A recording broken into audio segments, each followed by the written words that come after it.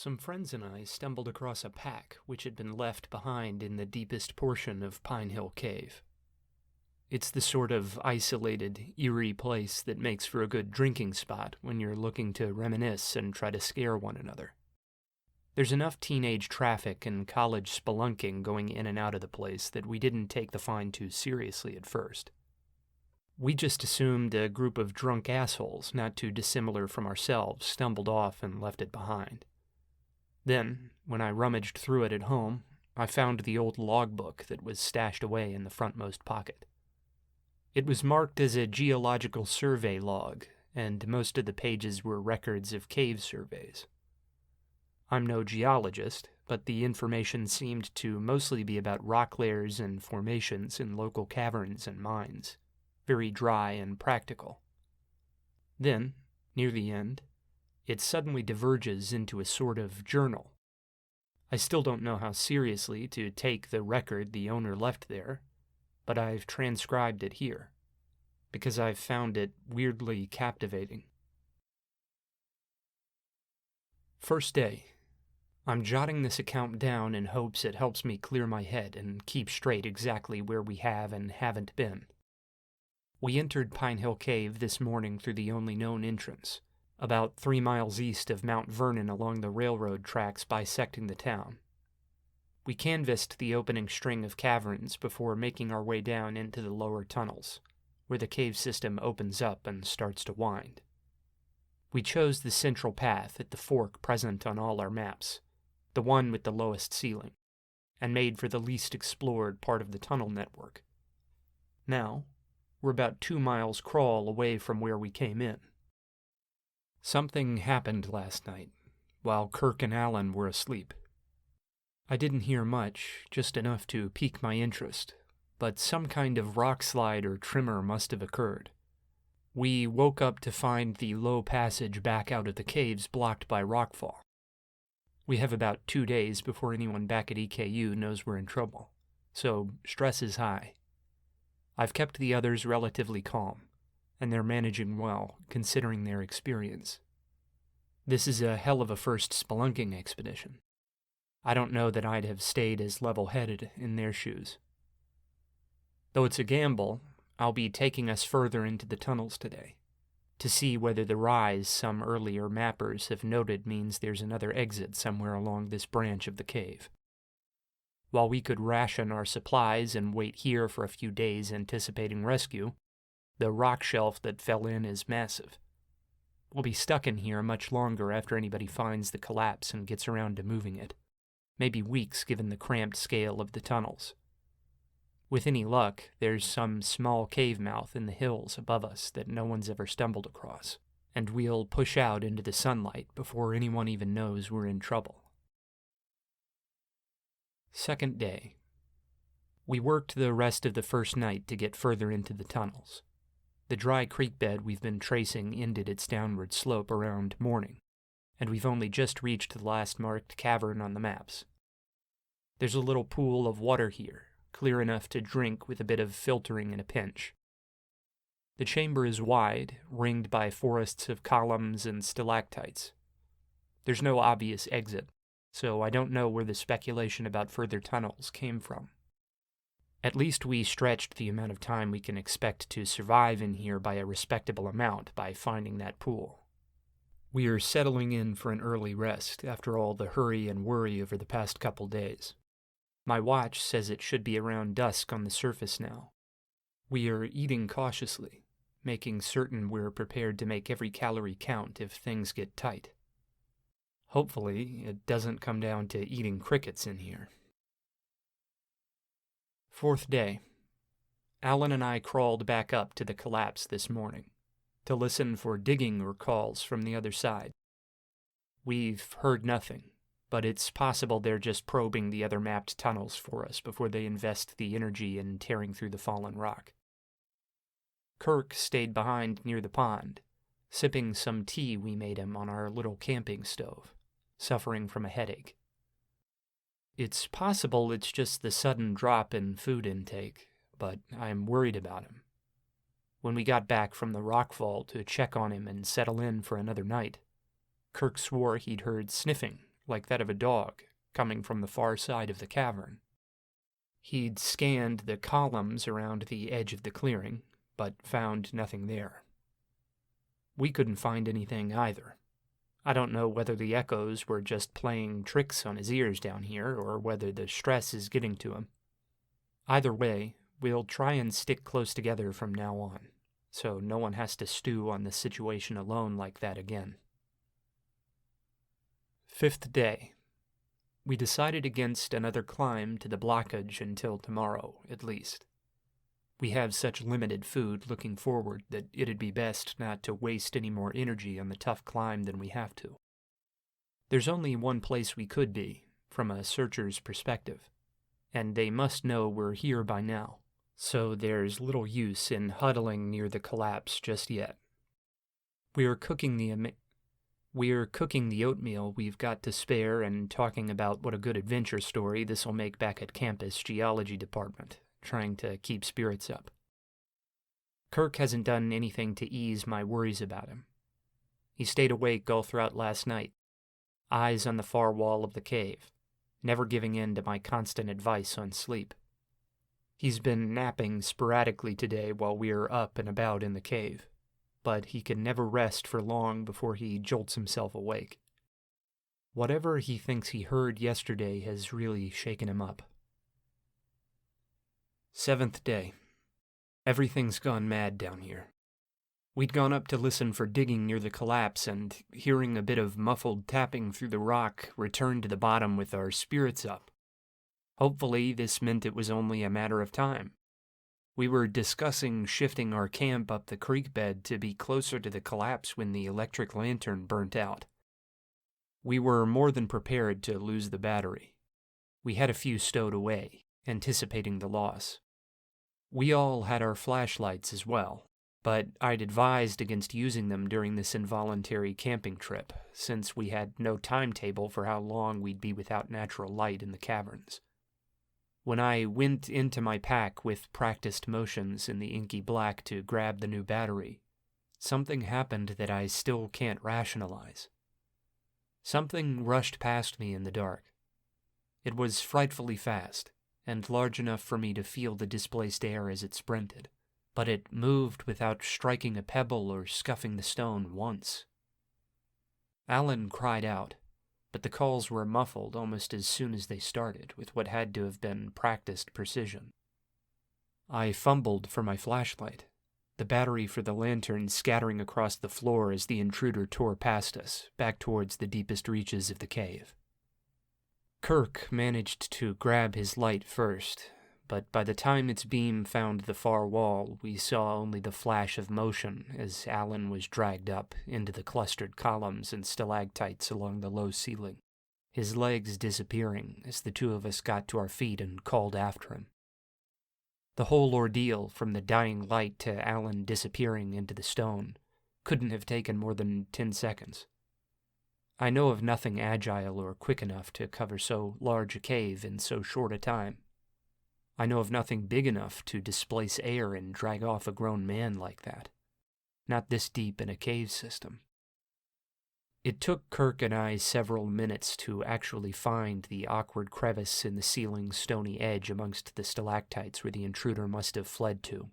But by the time we'd struggled up into the little tunnel after Alan, he was long gone. The only sounds haunting the halls of Pine Hill Cave were our own shaky calls, winding off down the unmapped crevice in pursuit of something neither of us could imagine. The only testament to the struggle was a bloody blade of stone, shaped with crude, jagged edges likely obtained shearing the flint against denser, tougher rock. Away down the bucking and winding little corridors snaked a trail of blood. Though it crushes me to write it in such a brutal way, it was far too much to be survivable.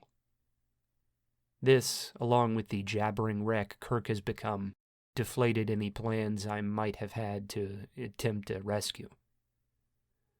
We've talked it over, and we think our best chance is to fall back to the collapse, our backs to the proverbial wall, and wait there. We'll take all the water we can carry, and keep lights on at all times. Kirk is convinced whatever took Alan is the same thing he heard poking around the stalactites the other day, and I'm inclined to believe that.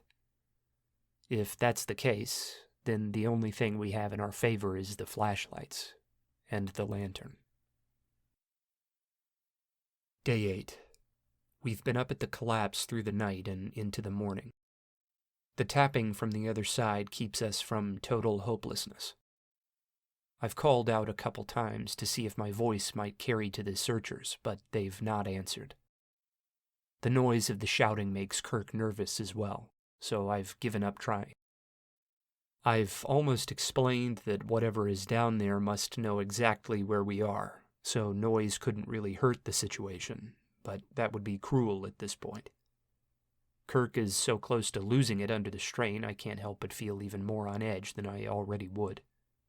He shakes despite the subterranean warmth, and he still refuses to sleep in shifts with me to keep our eyes on the empty creek bed below. I sleep my uneasy, desperate sleep while he sits quivering, breathing in quick gulps, his eyes seeming pained by the act of blinking. I've been looking over the broken knife, and it worries me how closely it resembles Stone Age tool use. If I didn't know better, I'd say the thing was an old Amerindian weapon, but the material is a strange igneous obsidian. It's from deep down in the crust, far deeper than we are now. The fact that something like this, shaped by hand and gathered miles below the surface, made its way to us here raises too many uncomfortable questions for my liking. All we can do at this point is hope the crew clearing the collapse moves fast. Whatever made this knife almost certainly has more. I've lost track of the days. This will probably be the last entry, as I've been out of food for some time, and I'm down to my last batteries. Whoever finds this, if it gets found, will at least have some idea of what happened in the end. The tapping at the collapse was not coming from a rescue attempt. We lasted another day waiting on them, barely sleeping and watching the passage back down to the pool like hawks, before they broke through. It was quiet, almost silent, just a scratching of gravel and mud before a big chunk of the collapse went sliding down the creek between us. The things that came through weren't human, though I struggled to place what one could class them as. They were tall, much too tall, and gaunt, flexible in a way that went beyond anything I've ever seen a man do. They moved like snakes, if that makes sense. It probably doesn't.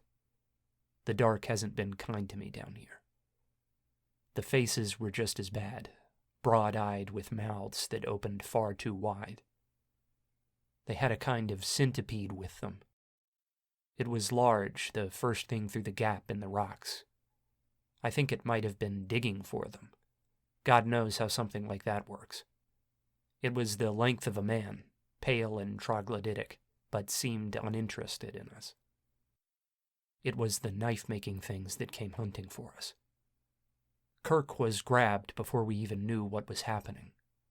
The centipede shocked us so badly we didn't really react until the things behind it had made it out into the open, and by then it was too late. They seemed enraged by the flashlights, but they just wrestled with Kirk blind, gashing at him with obsidian blades. It was only chance that set them on him before they got to me. If they had been just a few feet further to their left when they broke the barrier, Kirk would have been the one shivering in the dark down here while they did God knows what with me back up there. As it was, I scrambled down the creek with my pack, too terrified to worry about what a cowardly thing I was doing. I didn't think about the fact that I was running farther from the only route I knew towards the surface either. Getting away from there was all that mattered. There was another of them in the chamber with the pool, crouched near the water. It may even have been the same one that took Alan. They all look frightfully similar, though, so there's no way to tell. Regardless, I was on such an adrenaline spike after the run-in with the things up above that I didn't even stop. just yelled at the top of my lungs as I ran past the pool towards the little passageway further in, swinging the flashlight. Whether I scared it or confused it, I don't know. It slid into the pool and went under, giving me just enough time to scramble up into the rearmost tunnels. Then I hurried in a crouch down the path that seemed more open. The ceilings were all low, so the progress wasn't great, but I was locked in an animalistic sort of flight, uncaring where the destination might be as long as it was further away from the pale men crawling through the cave behind me. I hoped, in a dim, malnourished, and petrified way, that I might be able to find some other exit down here, just as we'd originally planned. Maybe I'd smell pine nettles or pollen on the wind through some long-forgotten crevice in the forest floor overhead, or spot a distant light in the darkness as the sun scratched its way down to me through the rock and stone. Neither of those things have happened. I scrambled for a long time, down the corridor I initially fled through and into a deeper complex of tunnels.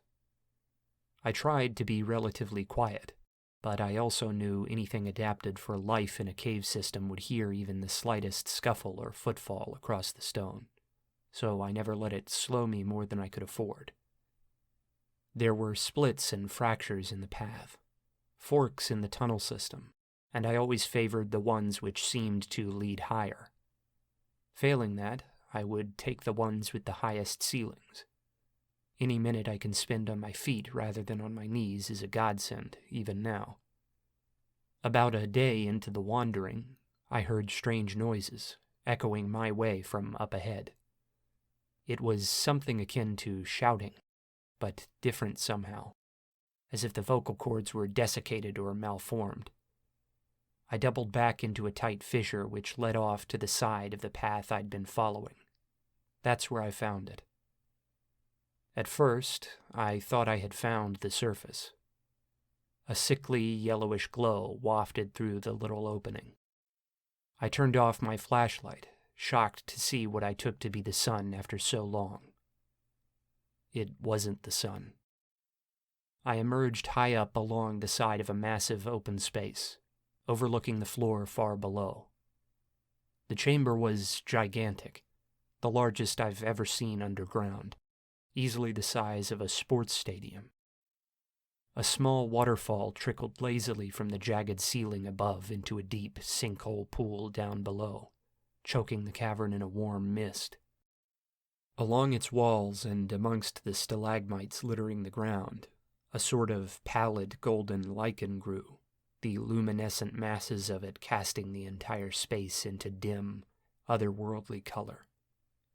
Thousands of marble-white crickets crowding the natural roof scored the scene with their chirping song.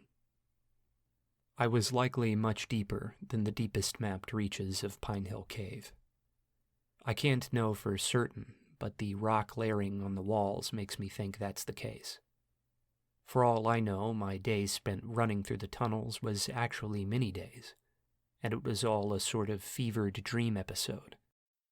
The warm mist of the waterfall on my face and the musty smell of the lichen makes me think otherwise, though. I stayed low, trying to remain silent, hopeful that the noises that scared me out of the main tunnel didn't follow me on to the little overhang on which I stood. I would have nowhere to go if they did. Only after a minute or two spent in silence did I spot movement along the lower reaches of the cavern's walls, jerking my attention down toward the cave's floor. Clambering out of a little alcove in the rock, its entrance seeming too tiny to allow so swollen and unnatural a figure to dwell there, one of the knife-making hunters showed itself. It slid down onto the ground, carrying a dish or skin to the pool to fetch water. It called out, making hyena-like guttural noises that sounded almost too brutal for speech in my ears. An answering voice called out in return from across the cavern. Soon, several of the things had crawled from their own alcoves in the rock, their elongated limbs scuffling noiselessly across the stone. They congregated around the pool, broken caricatures of men, vocalizing to each other. The longer I watched, the more certain I was that they were speaking. The noises were unnatural, but the cadence and the way pauses and breaks were laced throughout the speech seemed linguistic. I hugged the rock on the tiny platform I rested on for some time, until long after the little group had dispersed. More voices, if they can be considered voices, echoed to my ears from the crude dwellings in the rock face from time to time. Eventually, needing to be free of that disgusting yellow glow and the otherworldly voices in the cavern, I slunk back into the small tunnel, finding it silent once more. I've wandered for a long while, though I can't know how long. My watch is gone, left on the dry creek bed where Kirk was taken. I have found more of the villages, as I've come to think of them, and heard more of the hunters lurching through the tunnels. I've had a few close calls, but I've been fortunate so far. These centipedes are the worst. I think they can smell or hear me better than the hunters somehow, and they've come crawling for me through the dark several times. I've always gotten away, but the hunters are never far behind. I probably don't have long. I'm going to make for the creek bed again, if I can find it. I'm too deep to find an exit down here, I think. I don't know if I'll be able to avoid being spotted on the climb back out, but it seems better than staying down here, where the things are so plentiful. I'm emptying the pack of everything except this logbook. The food's all but gone anyhow, and I'll need to travel light. If you've found this, get out the way you came in, if you can. You aren't alone down here. The bag the log came from was hanging from a jagged stalactite on the ceiling of a little cave with a pool, one we've camped in on short spelunking trips several times. It was hard to see, and it certainly seemed old. We only found it because there were so many crickets making noise in the columns over there that I thought a rattlesnake had somehow meandered down there, and went to check it out. I think the chamber might be the same one the writer is describing as their first campsite, but I can't be sure. I've looked into disappearances associated with the cave, and there are several. There was a pair of sisters who went missing in the late 90s and a boy whose family lives just up the railroad tracks, assumed to have drowned somewhere inside during a sudden rainstorm a few years back that flooded some of the tunnels. The one that interests me is a group of grad students from Eastern Kentucky University who were lost after entering the cave during a statewide trip to survey Appalachia's caverns in the summer of 1982. There was a small tremor during their time in the cave, and the failure to find them was laid at the feet of rockfalls and disturbed earth. They are assumed dead, and none of them have resurfaced. 2 of the first names match the 2 mentioned in the logbook. I'm considering trying to look further into this, to try and discern whether or not this is some kind of elaborate fiction exercise taking cues from obscure old news stories that someone conducted to spook the hell out of wandering teenagers in the cave. It bothers me, though, that the backpack was hanging next to a small gap in the cave ceiling near the pool, almost invisible through the stalactites. I can't help but think it seems horribly similar to the one mentioned in the logbook.